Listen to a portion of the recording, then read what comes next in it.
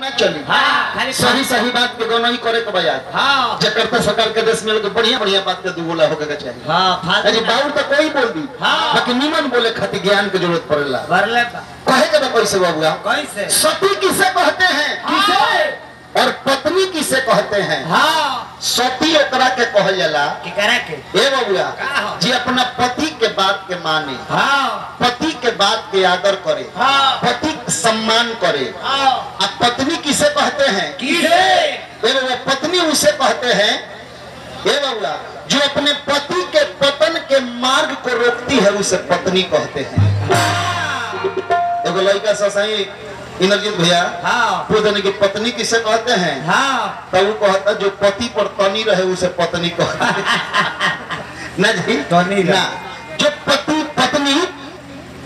के पतन के मार्ग को रोकती है उसे पत्नी कहते हैं। हाँ मान लो कि मर्द बहुत बड़का पियो करबा हाँ हम मेहरारू लड़ाई झगड़ा करे केहू में छोड़ा देलस हाँ माने ओकरा के मार्ग से चेंज कर देलस बबुआ हाँ ओकरा के असली पत्नी कहल जाला। सही बात रास्ता पर जात होगा उसको सही रास्ता पर लिया देवे हाँ ओकरा के पत्नी कहल जाला। आ सती ओकरा कहल जाला जे अपना पति के बात के माने आदर करे सम्मान करे हाँ ओकरा के सती कहल जाला। हां लोग ये भैया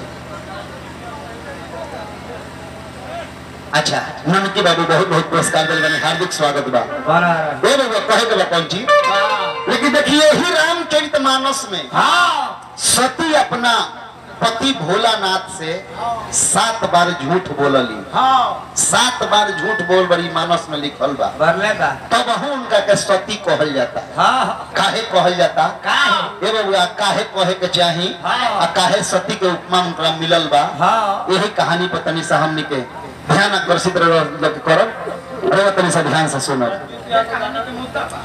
माननीय बाबू रंजीत यादव जी हजारों का पुरस्कार दिल बनी हार्दिक स्वागत अभिनंदन करते दानापुर से बनी बहुत बहुत पुरस्कार रंजीत भैया का बार बार प्रणाम बा बाबूरा कहे के पैसा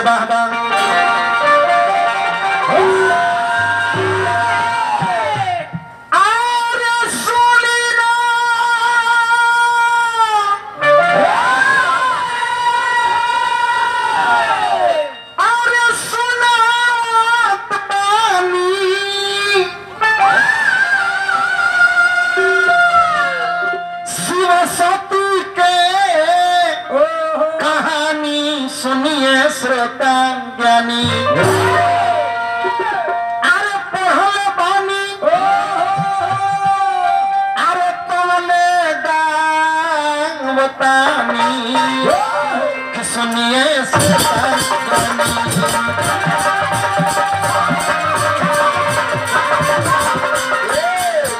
लेकिन तनी भोजपुरिया लय समाज में आई बनी जा तो तनी सपाई जी तू आवो कभी कभी तुम हिलत रहो तो लोगों के मन लगी हाँ असली भोजपुरिया गीत असली नृत्य कैसे होखेला तनी तुम बताओ हे बाबू नहीं में पढ़िए बानी हमें गाँव तानी सुनिए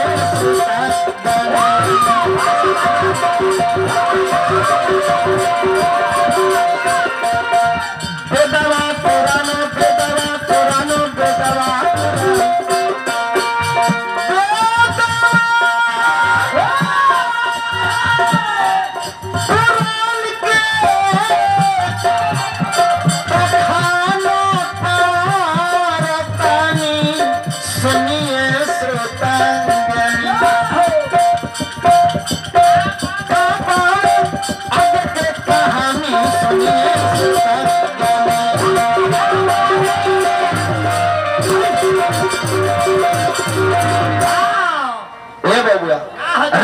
मानस में लिखल बा एक बार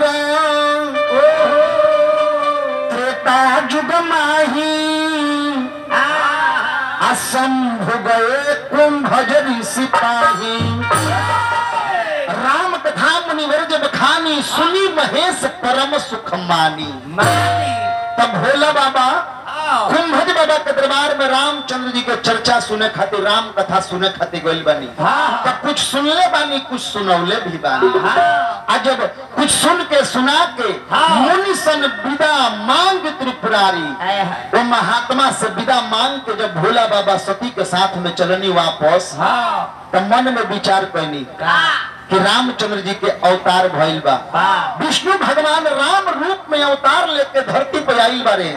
यही दंडक मन में विचरे तारे। तनी सा एक बार दर्शन हो जाए तो रूप के तो हम धन्य हो जाती। अब भोला बाबा ये मन में विचार करके चल करे बबुआ। अब विचार करके चले, सुन कहले कि आगे से ना जाई ना, अगर आगे से जाई तब भेद खुले के डर बा। यही से बबुआ भगवान श्री रामचंद्र जी सामने से आवतनी, वही समय में सीता जी के हरण हो गए रहे। और राम लक्ष्मण दोनों भाई सीता जी के खोजता लो, कभी चिड़िया से, चुरुंग से, पेड़ से, पौधा से, यहाँ तक कि सूखल पतइयों से पूछत रहे लो कि सीता जी के देखल हो। वही समय भगवान भोलेनाथ सोचनी कि तनी एक बार दर्शन हो जाये। तब भोला बाबा का तनी कि कहली आसमान से तिरछाहे आईनी आ दर्शन ओह रूप के पैनी। के हली कहतनी जय सचिदानंद जय जग पावन, आयस कही चले मनोज न सावन। सचिदानंद कह के प्रणाम कैले। जैसे ही आगे बढ़ले बबुआ, तैसे उनकरा मेहरारू सती के शंका हो गई। कैसे शंका हो गई बबुआ? कैसे? काहे महादेव, क्या बोल रही हो? हमरे तो बुझाता कि रहो भांग की गोला ज्यादा खा ले बानी। क्या हुआ? रहो गाजर ज्यादा पी ले बानी का भइल सके? रहो माथे बौरा गइल बा का भई? हमरा तो बुझाता कि रहो सचहु में पगला गइल बानी। एगो वन में घूमत तुच्छ प्राणी के प्रणाम करनी हो। रहो देव के देव महादेव है। महादेव एगो तुच्छ प्राणी के प्रणाम करनी हो। प्रणाम करनी हो ठीक बा, लेकिन सचिदानंद कह के प्रणाम करनी हो, ये हमरा तनी क्यों अच्छा ना लगन हो। भोला बाबा कहले कि ये सत्य बुझाता कि तू राम कथा बढ़िया से नहीं कुछ सुन ले। अरे भगवान हवे जकरा के हम दिन रात भजन करी ले, जकरा के भजी ले, राम हवे आ उनका पे तू शंका करो करू। शंका मत करो, बुझाता तू कथा में तहर मन ना लगत लो, हम बुझनी वही करी का और इष्ट देव भगवान श्री राम हुए। जब भी भगवान श्री राम रहते तो इनका मालूम ना रहती इनका मेहरारू सीता के चुरा के लेके गई बा। भगवान भोलेनाथ बुझ गनी की शंका हो गई। आ शंका के कोनो इलाज नहीं खे। तो भगवान भोलेनाथ कहनी कि ए सती, तो जब भी तहार होखत होखे इच्छा, ये सती जग ले लो इच्छा।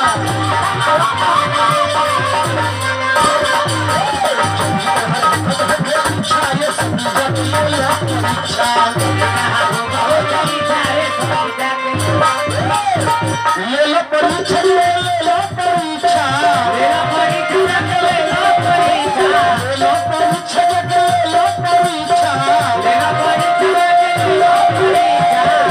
हम अब यही जब बैठतनी आसन मार के, तू परीक्षा लेके आवो, तो हम तो हर करत परीक्षा, ये सही जग ले लो परीक्षा।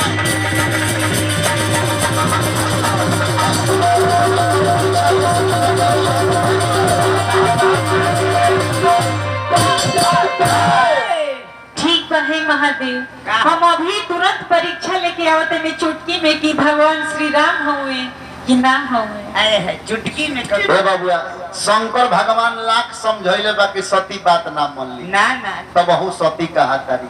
जे अपना पति के बात ना माने तो सती कहे के चाहिए ना लगी बात ना मनली बबुआ। आ चल रही परीक्षा लेवे खातिर।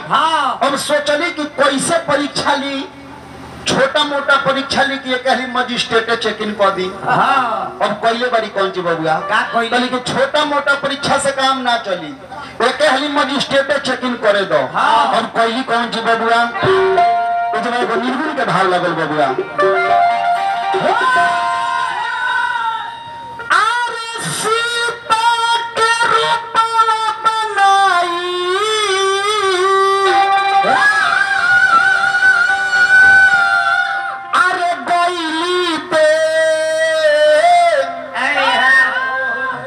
सती हो माई किया हो मोर रामा,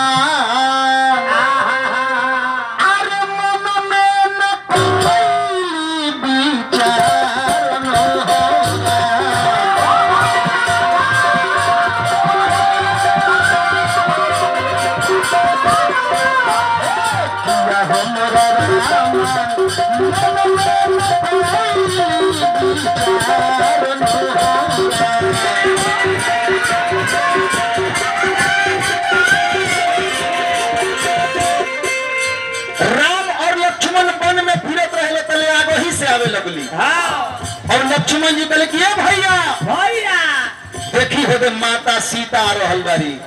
तुरंत राम जी हाथ पकड़ लेकर के सुना लखन होश में आज तक ले राम के आगे कहियो सीता के चलत देखले बड़ कहले ना भैया तब बुझत तू जरूर कोनो बहरू पिया ही है।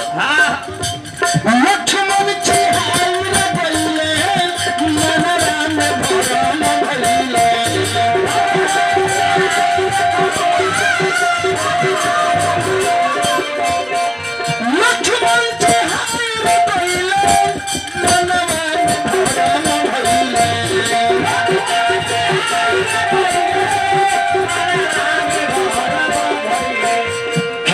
मोर रामा राम जनल साथी के विचार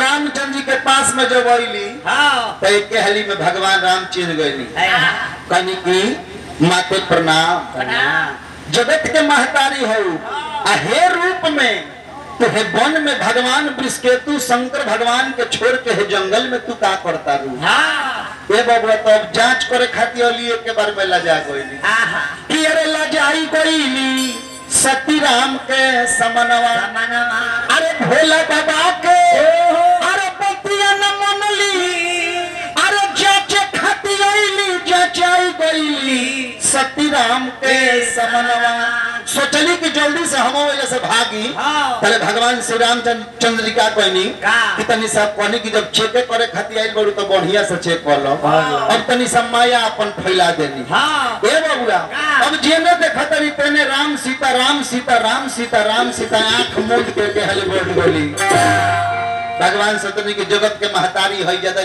के ना सतावे के चाहिए तुरंत अपन माया वापस ले ले बनी बाबूआ अतले तुरंत जो से आई बड़ी भगवान भोलेनाथ के पास में भगवान भोलेनाथ बाबूआ ध्यान मग्न बानी आके का कहतरी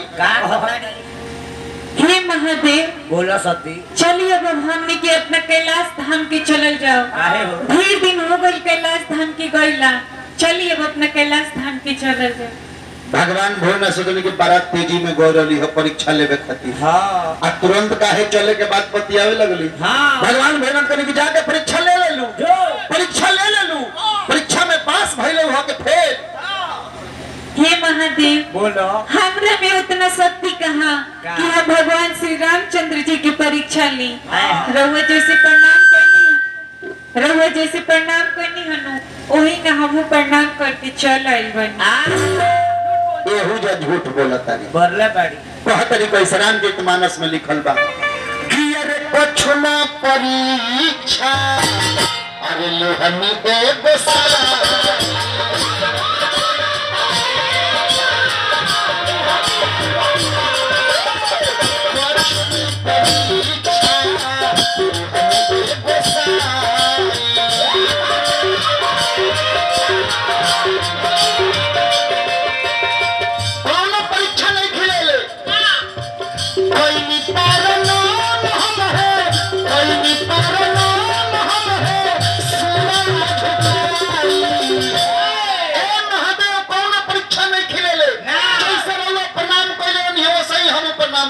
भोला बाबा के ना हमारा विश्वास नहीं कि जरूर झूठ बोलता है। अब भोला बाबा का कोनी एकरो के दूर दृष्टि से देखे तो ई कौन करम को के आई बारी तब भोला बाबा देखनी अरे भोला बाबा देखनी सती सीता के रूप धइनी सीता के रूप धरी काम लग गई।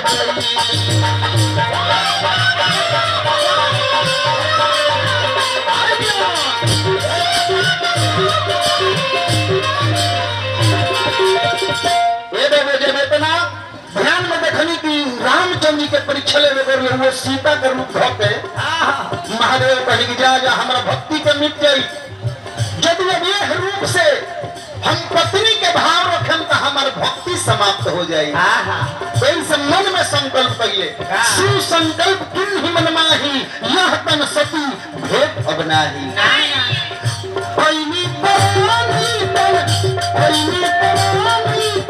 सती कुछ न परीक्षा अरे लोहनी को